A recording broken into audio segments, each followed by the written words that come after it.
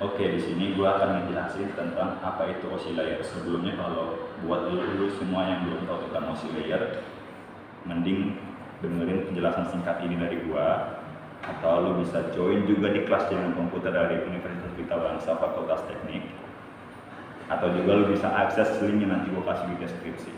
Di sini gue mulai dari 3 poin utama, yaitu pengertian, 7 model, dan cara kerjanya, diakhiri dengan kesimpulan nanti.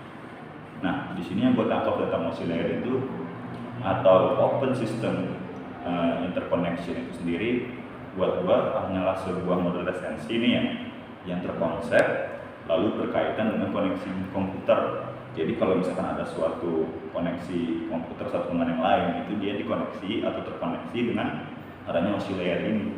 Nah, bagaimana dia terkoneksi antara komputer dan komputer yang lain, karena dia memiliki 7 model setiap komputernya. Yang pertama, application layer. Jadi yang model yang pertama justru menjadi lapisan yang ke-7, yaitu application layer. Yang contohnya adalah yang bisa kita akses seperti HTTP, FTP, dan SMTP atau dan lain sebagainya lah intinya. Intinya yang bisa kita akses dengan mudah, yang tampil dari layar monitor kita. Yang kedua itu adalah presentation layer, yang merupakan lapisan ke-6 dengan contoh MEMA, SSI, TLS, dan lain sebagainya. Lalu juga yang poin ketiga sebagai lapisan kelima itu session layer dengan contoh NVS, SMP, RTP, dan yang lain. Yang keempat itu ada transport layer atau bisa dibilang sebagai pemecah data lah ya bahasanya.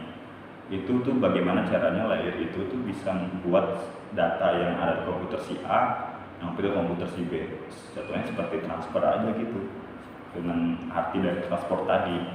Lalu yang kelima dengan lapisan ketiga, network layer atau layer dari jaringan, berisi dari informasi IP atau internet protokol, juga sebagai kekuatan dari layer ketiga itu sendiri. Susah cara bacanya. Jadi nggak mau ke pause 3.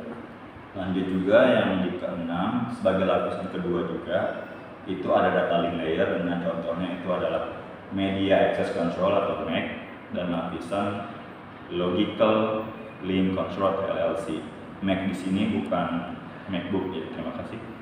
Dan yang terakhir yang ke-7 adalah physical layer atau lapisan yang pertama, di mana mendefinisikan media transmisi jaringan, sinkronisasi bit, metode pensinyalan, serta membangun arsitektur seperti pengkabelan dan topologi jaringan. Ini tugas dari terlalu dalamnya jaringan sih. Oke, dilanjutin dengan poin yang terakhir, yaitu cara kerja dari OSI layer. Di sini ada ya, tadi gue bilang di sini ada gitu. 8 cara kerja atau langkah-langkah dari OSI layer ini berjalan. Yang pertama, application layer itu akan mengirim data yang dikirim dari pengguna kepada perangkat komputer penerima. Dilanjutkan yang cara kedua, pada presentation layer terjadi konversi email menjadi sebuah format digital. Yang ketiga, ada session layer akan membentuk sesi perjalanan data hingga proses seluruh pengiriman data selesai dikerjakan. Yang keempat, dalam transport layer, pengirim akan memecahkan data yang dikumpulkan kembali kepada layer penerima. Dan kelima, network layer. Network layer ini membuat sebuah alamat sehingga dapat menuntut dan mengarahkan data hingga sampai ke tujuan dengan benar. Selanjutnya, di dalam link layer atau data link layer dilakukan pembentukan data menjadi bentuk frame serta alamat fisik. Lanjut dengan lapisan physical layer, akan dikirim melalui medium atau perantara jaringan menuju lapisan transport penerima. Dan yang terakhir, alur jalannya proses akan berbalik pada physical layer menuju application layer, begitu kelanjutannya seperti sebuah siklus, nantinya akan mengarah pada jaringan komputer penerima.